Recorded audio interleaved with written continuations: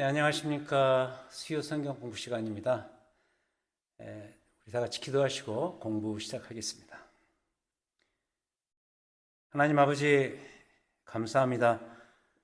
우리에게 참으로 소중한 선물, 교회와 말씀을 주시고, 교회를 통해서 또 말씀과 함께 주의 뜻을 깨닫고 분별하며 우리가 어떻게 이 세상을 살아갈 것인가 깨닫게 해주시고 알려주시니 감사드립니다.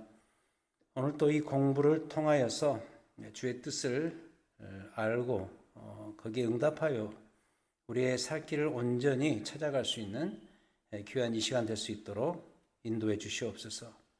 주의 성령께서 우리의 지성과 우리의 마음을 주장하여 주시옵소서. 말씀으로 오신 우리 구주 예수 그리스도의 이름으로 기도하였습니다. 아멘.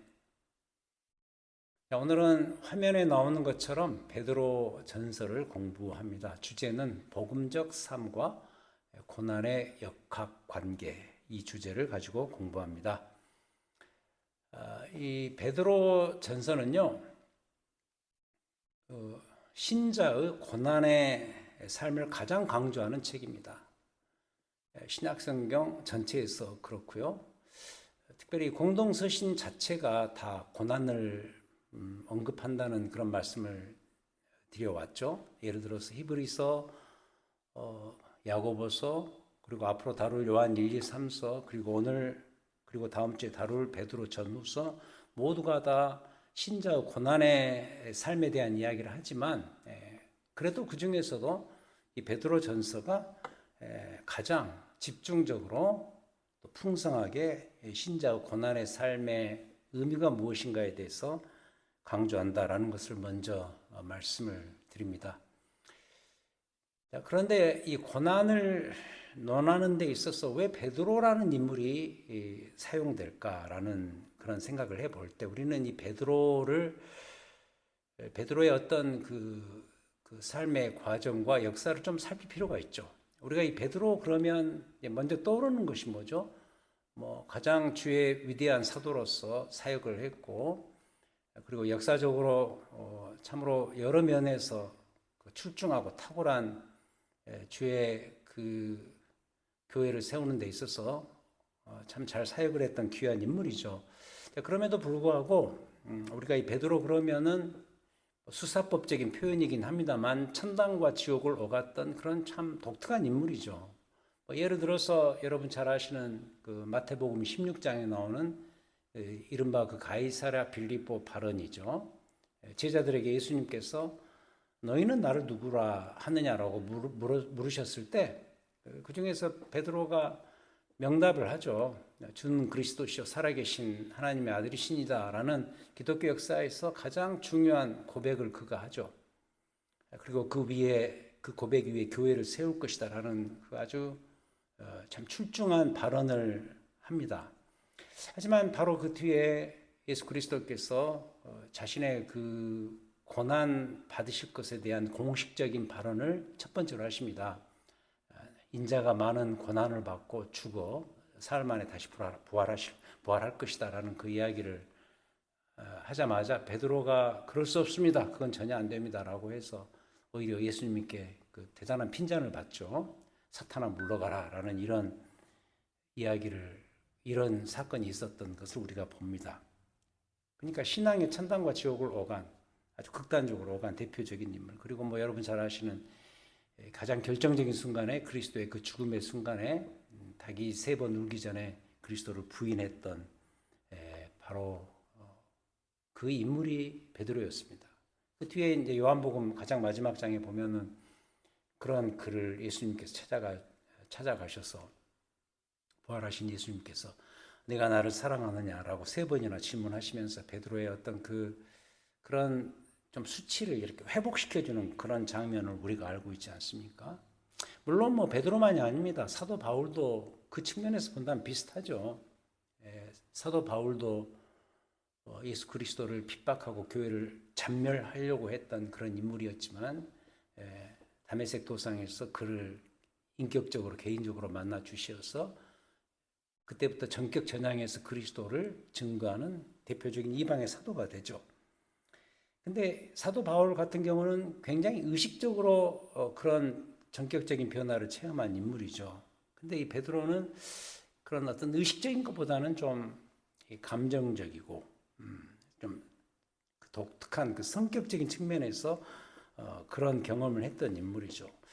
그런 그가 후에 주의 사도가 되어서 복음을 증거하면서 신자의 고난의 삶을 정당화하는 이 서신, 이 베드로 전서를 쓸 때 그의 마음을 좀 상상해 볼 수가 있습니다. 어떤 마음이었을까?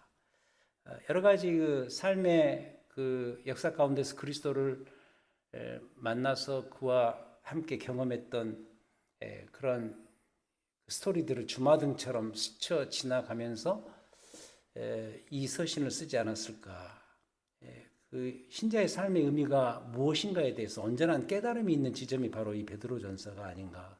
특별히 그의 고난을 설명하는 그 지점에서 그런 그의 어떤 마음을 우리가 느껴볼 수가 있습니다.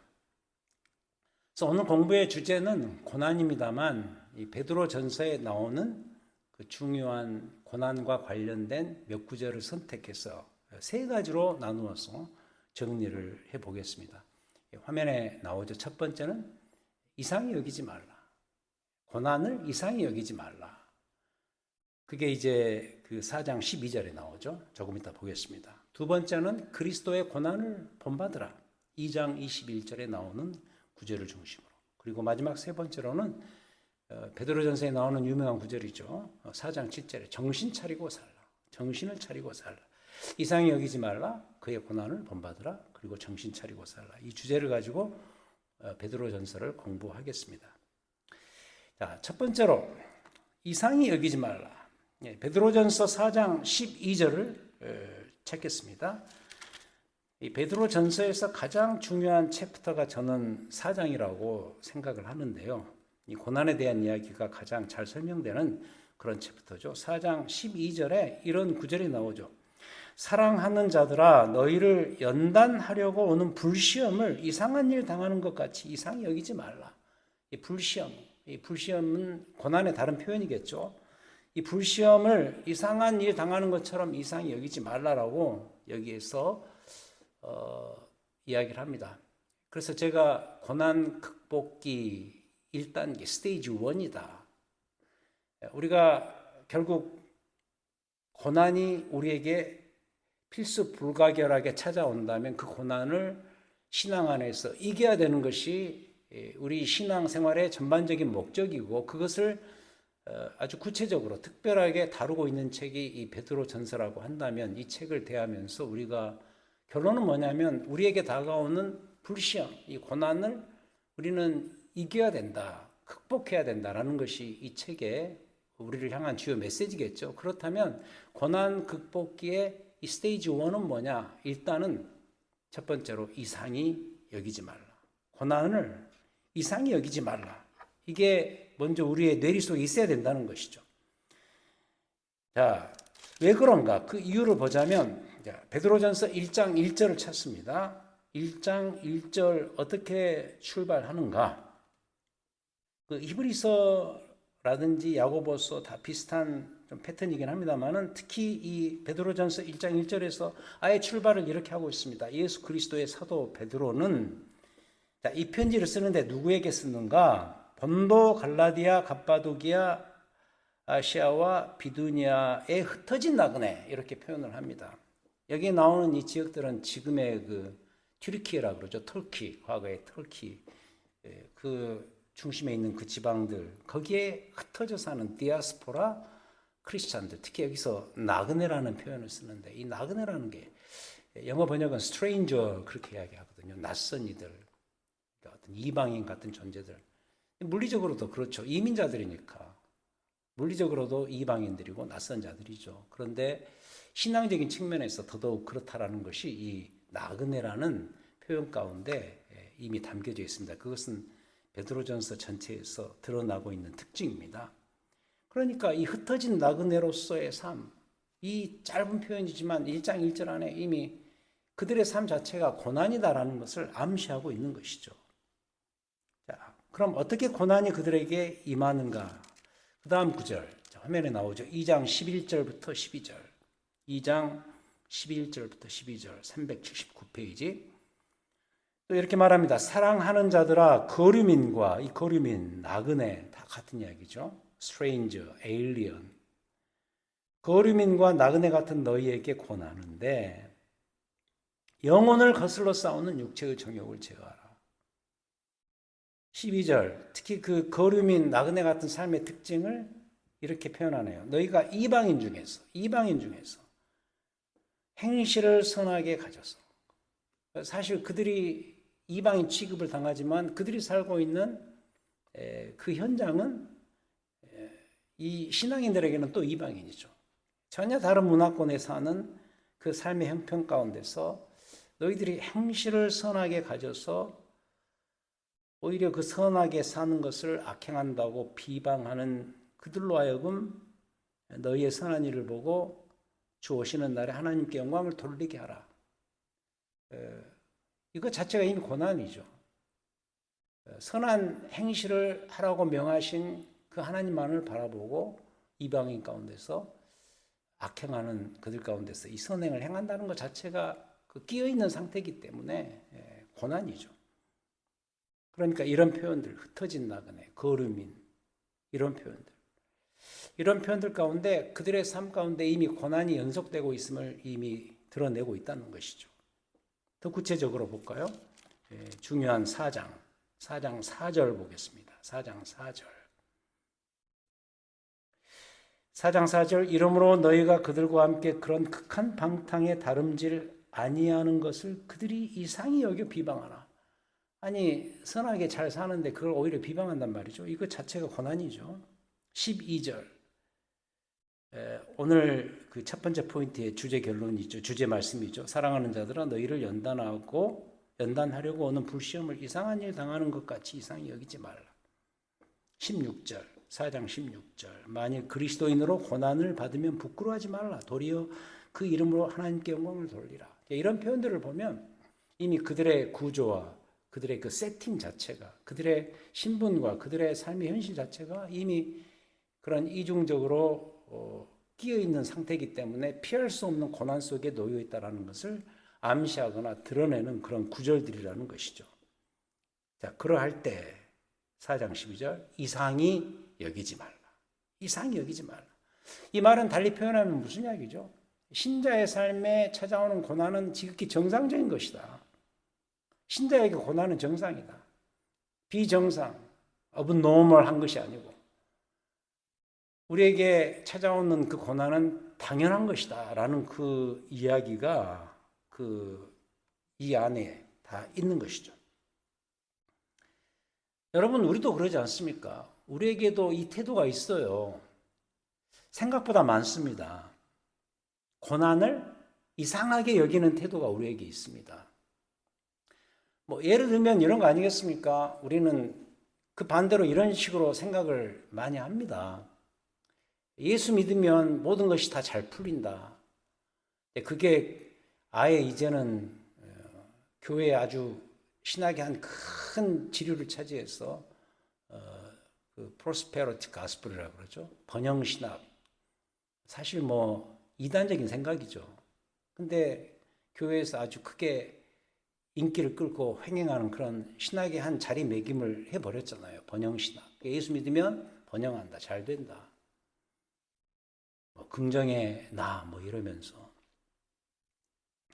근데 성경을 보면 특히 베드로전서를 보면 이것만큼 가장 큰 오해가 없습니다. 예수 믿으면 모든 게 다 잘 되고 다 잘 풀리는가. 알고 보면 이 표현은요.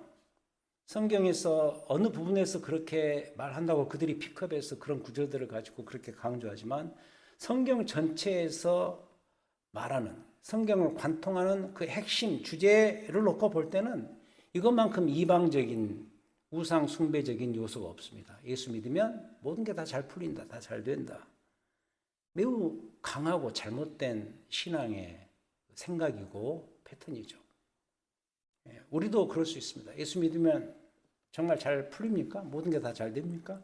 오히려 예수를 잘 믿을 때 이상한 어려운 힘든 일이 벌어지고 그로 인해서 박해를 받는 그런 일들이 얼마나 많습니까? 그래서 이상히 여기지 말라. 이건 우리의 이야기입니다. 그때 당시에 이 소아시아 지역에 흩어져 살던 영적인 나그네 그들에게만 있는 주제가 아니라 이 고난은 우리에게 찾아오는 매우 정상적인 필수적인 것이다. 그래서 이상히 여기지 말라. 이게 우리의 이야기가 돼야 된다는 것이죠. 그래서 이 첫 번째 포인트에서 이런 식으로 좀 정리를 할 수 있을 것 같아요. 예수를 믿으면 고난이 나를 피해가는 것이 아니고 고난이 내게 찾아온단 말이죠. 내게 임한 그 고난을 이길 힘을 얻는다는 것이죠. 이게 중요한 포인트입니다. 예수를 믿으면 고난이 찾아오지 않는 것이 아니라 예수 믿으면 당연히 고난이 찾아올 수 있는데 그 고난을 이길 수 있는 힘을 얻게 된다. 능력을 얻게 된다. 이게 이 베드로전서가 말하는 첫 번째 중요한 매우 현실적인 가르침이라고 생각을 합니다. 자, 그래서 첫 번째, 이상히 여기지 말라. 고난이 내게 찾아올 때 그것을 이상히 여기지 말라. 이게 베드로전서가 주는 첫 번째 교훈이고요. 두 번째는 그리스도의 고난을 그래서 본받으라. 아예 본받으라. 긍정적으로 이야기합니다. 첫 번째는 부정적으로 고난이 찾아올 때 그걸 이상히 여기지 말라라고 말하지만 두 번째에서는 아예 긍정적으로 적극적으로 그리스도의 고난을 본받으며 사는 것이 신자의 본분이다. 이렇게 가르칩니다. 그래서 주의 고난을 본받으라. 이것은 고난 극복기의 2단계, 스테이지 2가 되겠습니다. 그리스도의 고난을 본받으라. 자, 그럼 우리가 물어야죠. 왜 우리 신자들은 그리스도의 고난을 본받아야 되는가? 두 가지 왜, 두 개의 why로 질문을 합니다. 첫 번째, 왜 우리는 주의 고난을 본받아야 하는가? 그 답을 이렇게 정리합니다. 예수 그리스도 그가 다 이루셨기 때문에. 다 이루셨기 때문에. 1장 3절 4절을 보겠습니다. 이 베드로전서가 참 좋은 이유가요. 그 출발을 그 첫 번째 챕터에서 찬양과 영광의 노래로 시작한다는 것이죠. 흩어진 나그네에게 고난과 아픔을 설명하고 그것을 변호하는 그 삶을 변호하는 그런 내용으로 쓰면서 아예 출발을 2절에서 1장 2절 찬양으로 출발합니다. 곧 하나님 아버지의 미리 아심을 따라 성령이 거룩하게 하심으로 순종함과 예수 그리스도의 핏부림을 얻기 위하여 택하심을 받은 자들에게 편지하노니 은혜와 평강이 너희에게 더욱 많을지어다. 놀라운 구절이죠. 여기에 그 예수 그리스도를 통해 이루신 구원의 역사가 성삼위 하나님의 협력 사역으로 이루어졌다는 것을 여기서 그 짧은 구절에 다 담아놓고 있습니다. 하나님 아버지의 미리 하심, 하나님의 그 예정하신 그 플랜, 구원의 역사는 하나님의 플랜에 의해서 시작되었고 집행되었죠. 그리고 성령께서 그걸 인정하시고 그리고 그리스도의 핏부림, 희생을 통해서 완성된 그 구원의 혜택을 받은 너희들에게 편지하노니 은혜와 평강이 너희에게 더욱 많을지어다. 놀랍죠? 3절에서 더 추가로 이렇게 이야기합니다. 우리 주 예수 그리스도의 아버지 하나님을 찬송하리로다. 그의 많으신 긍휼대로 예수 그리스도를 죽은 자 가운데서 부활하게 하심으로 말미암아 우리를 거듭나게 하사 living hope, 산 소망이 있게 하셨다. 이런 구절들을 볼 때 뭘 느끼죠? 예수 그리스도를 통해서 하나님이 다 이루셨다. 다 그가 이루셨기에 그 이유 때문에 우리는 그리스도의 고난을 본받아야 될 책임과 의무가 있다. 그게 첫 번째 이유고요. 두 번째 왜? 두 번째 이유. 이건 이렇게 답할 수 있습니다. 우리는 다르기 때문이다. 우리는 다르기 때문이다. 그러니까 우리는 새로운 정체성의 소유자들이기 때문이다. 그렇게 답할 수가 있습니다. 2장 9절을 보겠습니다. 2장 9절. 자, 유명한 구절이죠. 출애굽기 19장 6절에 나오는 이스라엘을 애굽에서 불러내신 하나님께서 출애굽한 이스라엘 백성들에게 새로운 정체성을 부여하시죠. 너희는 택하신 족속이요 왕 같은 제사장들이요 거룩한 나라요 그의 소유가 된 백성이니 이는 너희를 어두운 데서 불러내어 그의 기이한 빛에 들어가게 하신 이의 아름다운 덕을 선포하게 하려 함이라. 맞죠? 그러니까 그 출애굽한 이스라엘 백성들의 그 새로운 정체성을 그대로 예수 그리스도 안에서 트랜스플랜트, 이식시켜서 이 그리스도의 새 민족인 이 신약의 성도들에게 부여하고 계시는 것이죠. 너희들은 주 안에서 새로운 선택받은 민족이다. 이유가 뭐냐? 하나님의 그 아름다운 덕을 온 세상에 선포하도록 하기 위해서. 우린 다르다 이야기예요. 우리가 왜 주의 고난을 본받아야 되는가? 너희는 다른 신분으로서 부름받은 새로운 민족이기 때문에, 예수 그리스도 안에서 새롭게 선택받은 그리스도의 민족이기 때문에, 새로운 정체성의 소유자들이기 때문에, 비록 이 세상에서는 이 에일리언처럼 나그네처럼 살아가지만 너희들은 특별하다. 특별히 나의 부름받은 언약의 자녀들이고 백성들이다. 그 이유 때문에 그 언약의 주체가 되시고 주인공 되시는 예수 그리스도의 그 십자가의 고난을 본받을 의무가 있고 책임이 있다. 그 이야기죠. 자, 그럼 세 번째, 어떻게 예수 그리스도의 본을 따라갈 것인가? 두 개의 why라는 질문을 하고 나서 거기에 대해서 답을 얻었다면 세 번째, 그럼 어떻게 그리스도의 고난을 본받으면서 살아갈 것인가? 2장 21절을 보겠습니다. 2장 21절. 아주 중요한 구절이죠. 2장 21절. 이를 위하여 너희가 부르심을 받았으니, 고난에 대한 이야기를 하면서 이를 위하여 너희가 부르심을 받았으니, 그리스도도 너희를 위하여 고난을 이미 받으사 너희에게 본을 끼쳐 그 자취를 따라오게 하려 하셨느니라. 이 두 번째 포인트와 관련해서 결정적인 구절이죠. 어떻게 우리가 그리스도의 고난의 본을 받아서 쫓아갈 것인가? 이 세 가지로 정리하죠. 먼저 그가 고난 받으셨고, 두 번째 그래서 본을 끼치셨고, 세 번째 그 자취를 그래서 따라오게 하셨다. 우리로 하여금. 맞죠? 그리스도의 고난을 본받아야 될 책임이 있는 존재가 바로 누구냐? 흩어진 나그네 같은 주의 성도들, 그리고 지금의 우리들인 것이죠. 여러분, 지난 주일에도 제가 히브리서 설교를 하면서 그런 이야기를 했습니다. 신자로서 인생의 최종 목표가 무엇일까? 여러분들이 그리스도를 믿는 신앙생활을 하면서 그 최종 목표가 있지 않겠습니까? 그 최종 목표는 공통적으로 그렇습니다.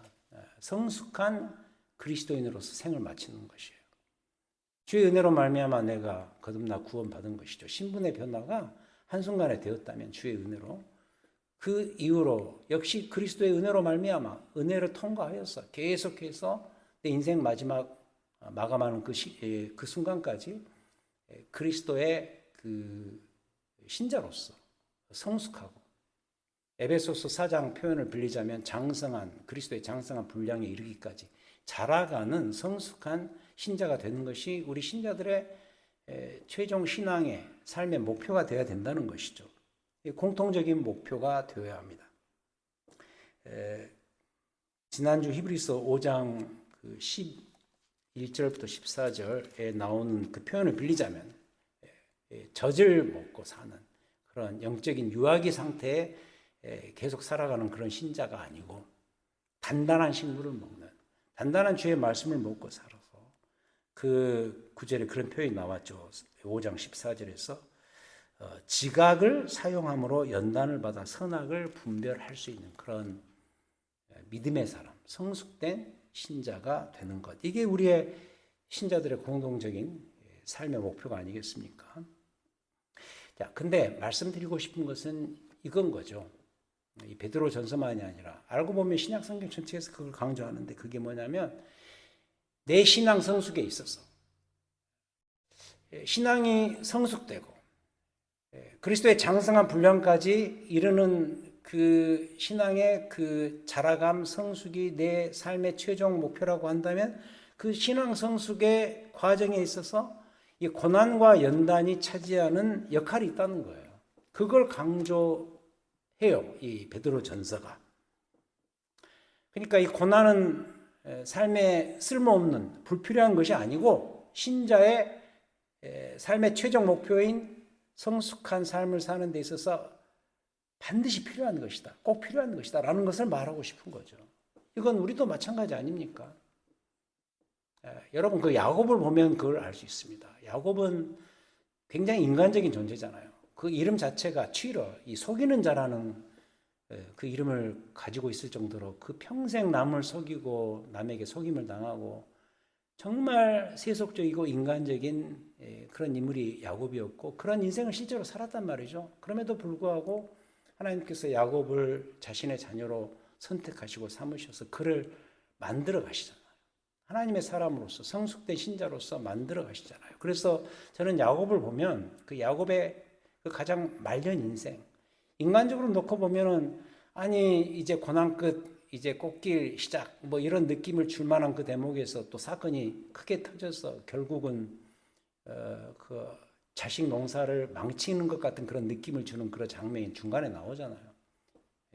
형들이 막내 요셉을 시기해서 결국 팔아버려서 애굽으로 요셉이 이민 가서 졸지에 거기에서 고생을 하다가 하나님의 은혜로 총리가 되어서 온 가족을 다시 애굽으로 이민을 시키는, 사실 구원 역사에서 그 이민, 그 야곱 일가의 이민은 하나님의 그 출애굽이라는 어마어마한 구원 역사의 드라마를 시작하기 위한 하나의 씨앗이 됐던 것이 사실 아닙니까? 근데 뭐 그런 거 빼고 일단 한 인간사를 놓고 볼 때도 야곱은 아니 말년에 그 나이에 그 먼 나라로 원치 않는 이민을 가야 되는, 고향을 떠나야 되는 그런 참 그 억울한 인생 아닙니까? 근데 사실 창세기 가장 마지막에 보면 야곱이 이제 다 알 걸 다 알고 깨달을 것을 다 깨닫고 그 말년에 거기에서 숙한 별세하기 이전에 아들들의 이름을 부르면서 축복하고 죽는 그 장면. 그러면서 그 요셉의 고백처럼 하나님께서 이 모든 일을 다 선하게 바꾸시기 위해서 행하셨다는 것을 어느 누구보다도 가장 리얼하게 깨달을 수밖에 없었던 인물이 저는 야곱이라고 보거든요. 그래서 야곱의 인생 그러면 사실 한 80에서 90%는 고난입니다. 고난, 아픔, 애환 이런 거죠. 근데 야곱의 그 마지막 성숙한 하나님을 믿는 그 신자로서의 인생, 그 인생을 평가하는 데 있어서 그가 경험했던 그 대부분의 고난을 우리가 무시할 수가 없죠. 정말 필요했던 것이죠. 저는 야곱을 참 좋아합니다. 야곱을 좋아하는 이유가 뭐냐면 야곱이 참 인간적인 인물이잖아요. 저도 굉장히 인간적인 인물이었다는 생각이 들어요. 지금도 그렇고요. 매우 인간적이죠. 세속적이고 아직도 그 머릿속에 사도 바울의 표현처럼 그 공고한 사람, 오호라 나는 공고한 사람이로다. 이 공고함이 있단 말이죠. 죄로 인한 아픔이 있고요. 그럼에도 불구하고 지금까지의 저를 만들었던 그 근본적인 어떤 DNA 같은 게 뭐냐면 고난입니다. 제게도 많은 고난이 있어 왔고 지금도 어떻게 보면 어떤 측면에서 있거든요. 그런데 그 고난이 바로 나를 하나님의 사람답게 만들어가는 중요한 역할을 했다는 것을 제가 부인하기가 힘들거든요. 그래서 신앙 성숙을 위한 고난은 반드시 필요하다.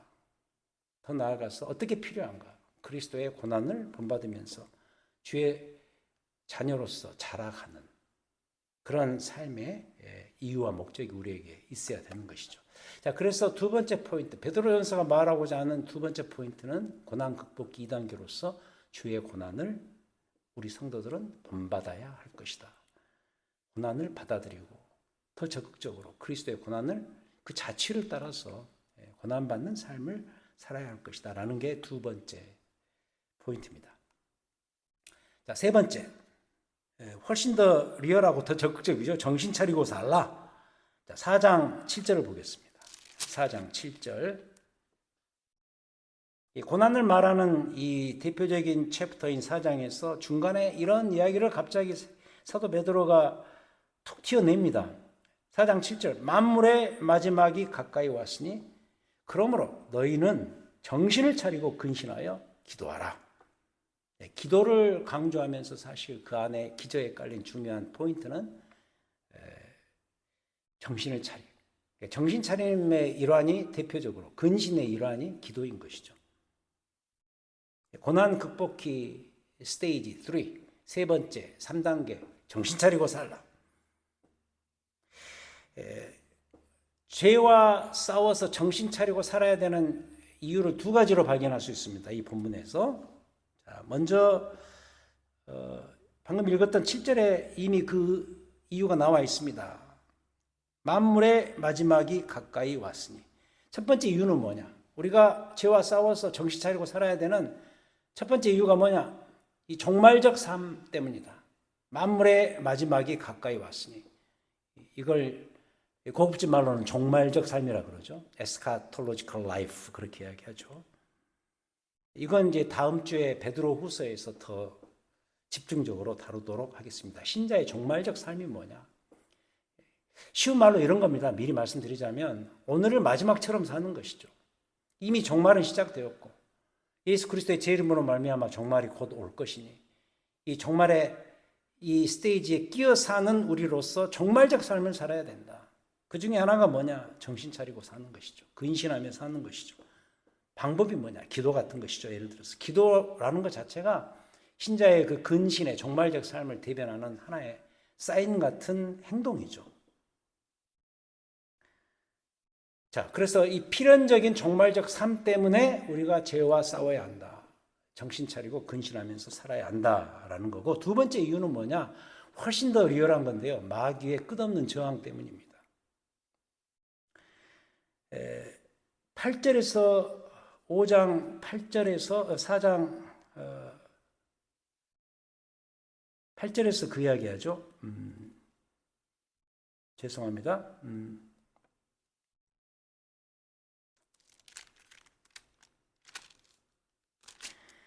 마귀가 죄송합니다. 5장 8절이네요. 5장 8절에 유명한 구절이죠. 역시 근신하라 깨어라 너희 대적 마귀가 우는 사자같이 두루다니며 삼킬 자를 찾는다. 5장 8절 그렇게 이야기하죠. 맞죠? 근신하라 깨어라 너희 대적 마귀가 우는 사자같이 두루다니며 삼킬 자를 찾나니. 이 이유 때문에 어떻게 해라? 정신 차리고 살라. 근신하라. 깨어 있어라. 그겁니다. 죄와 싸워야 되는 두 가지 이유. 첫 번째, 필연적인 피할 수 없는 종말적 삶 때문에.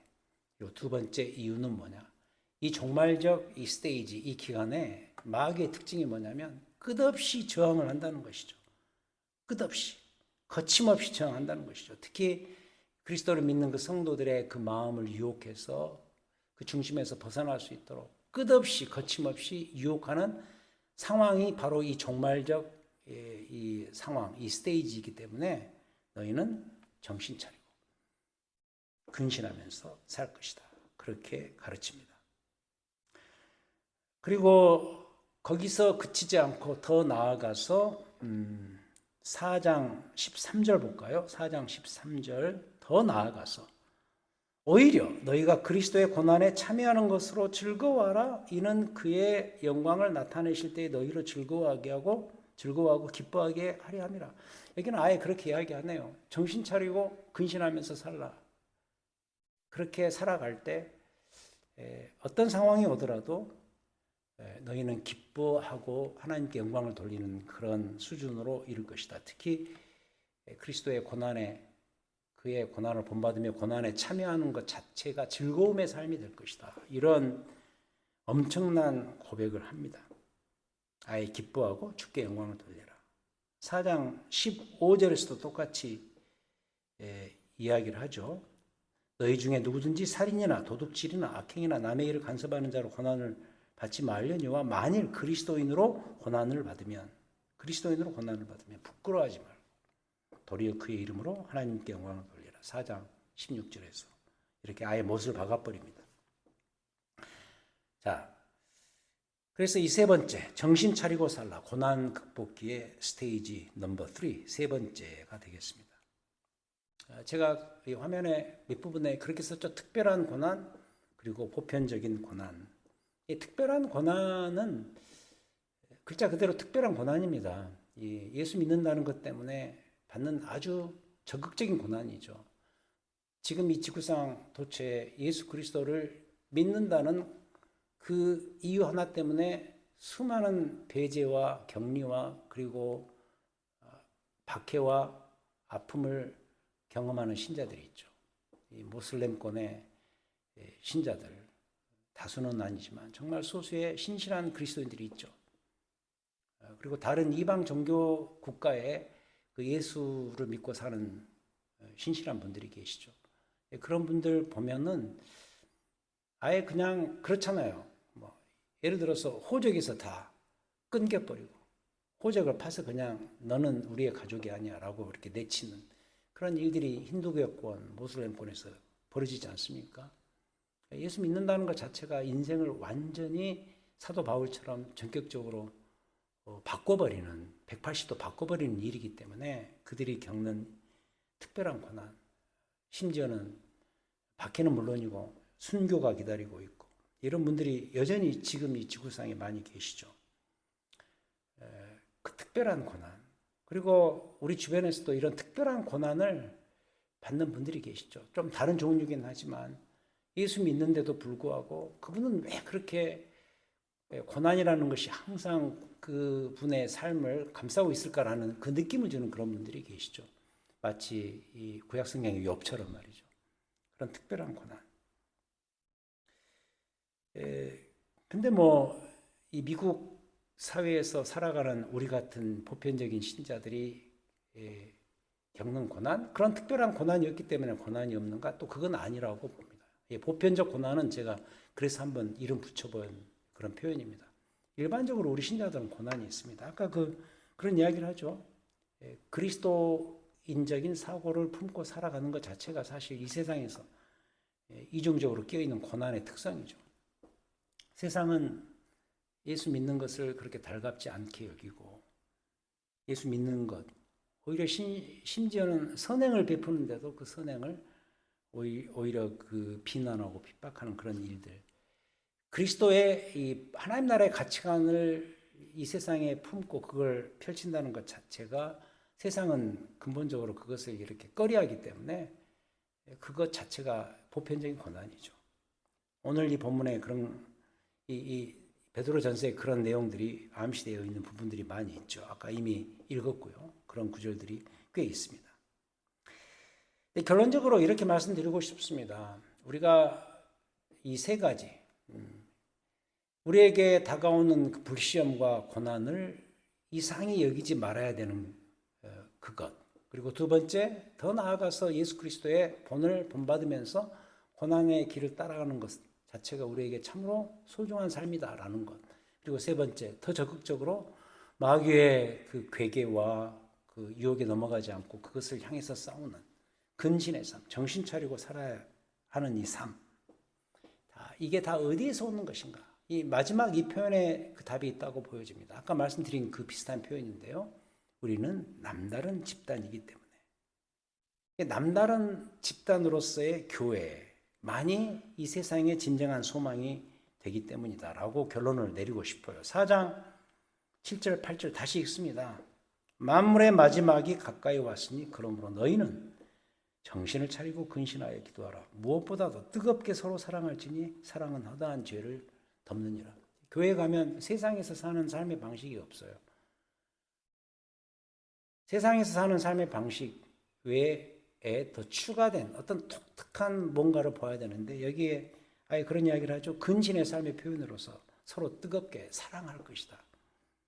사랑은 허다한 죄를 다 덮기 때문에 이 사랑으로서 오히려 내 삶의 고난의 삶을 표현하고 드러내서 그걸 통해서 이 세상을 이기는 그 길을 가야 되는 그런 존재들 누구죠? 남다른 집단, 개인으로 말하면 그리스도인이고 집단으로 말하면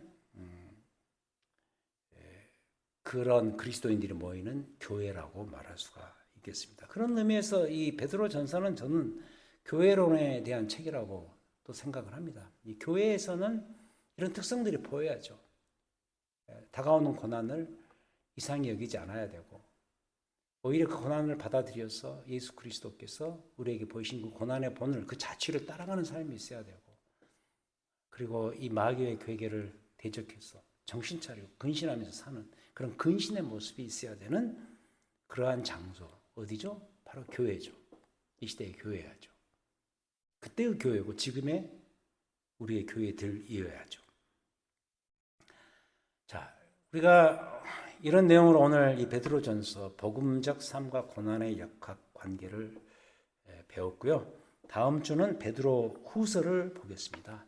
거기 보면 훨씬 더 신자의 종말적 삶이 무엇인가에 대해서 리얼하게 그려주고 있습니다. 더 정확하고 더 내용 차원에서 깊이 배우도록 하겠습니다. 신자의 종말적 삶의 정체에 대해서 더 정확히 배우는 다음 공부의 시간이 되었으면 합니다. 한 주 동안 이 말씀 잘 기억하시고 비록 아픔이 있고 고난이 있지만 믿음으로 잘 이겨나가시는 우리 귀한 성도님들 되시기를 바랍니다. 기도하시겠습니다.